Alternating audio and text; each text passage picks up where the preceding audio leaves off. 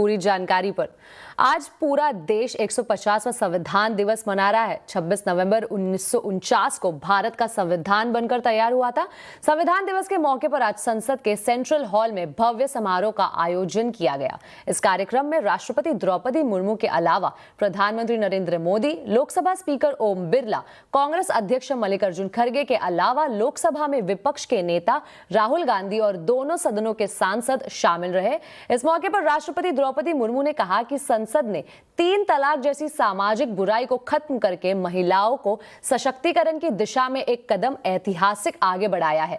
इसके अलावा उन्होंने जीएसटी को आजादी के बाद सबसे बड़ा टैक्स सुधार बताया। उन्होंने कहा कि जीएसटी ने देश की आर्थिक एकता को मजबूत किया है। यही नहीं, राष्ट्रपति ने यह भी कहा कि आर्टिकल 370 हटाने से देश की राजनीतिक एकता में आ रही बाधा दूर हुई। इस दौरान उन्होंने संविधान की प्रस्तावना भी पढ़ी।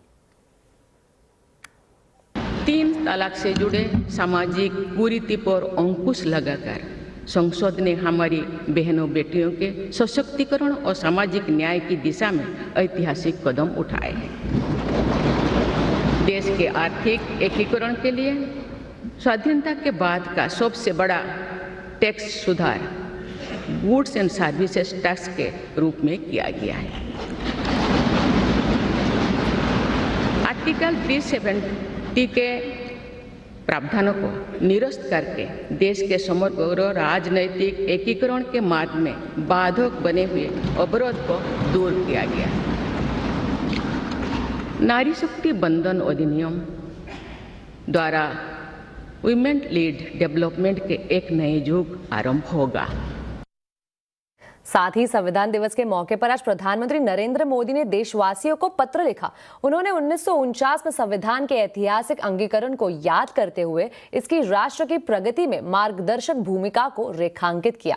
प्रधानमंत्री ने यह भी बताया कि 2015 में सरकार ने 26 नवंबर को संविधान दिवस घोषित किया था, जिससे इस पवित्र दस्तावेज का सम्मान किया जा सके।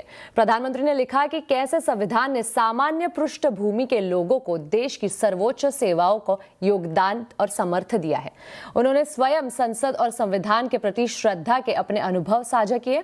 2014 में संसद की सीढ़ियों पर नमन करना और 2019 में संविधान को अपने माथे पर रखना, ये सब उनकी श्रद्धा का प्रतीक है। प्रधानमंत्री ने कहा कि संविधान ने अनगिनत नागरिकों को सपने देखने और उन्हें साकार करने की शक्ति दी है। प्रधानमंत्री ने संविधान सभा के सदस्यों को श्रद्धांजलि अर्पित की।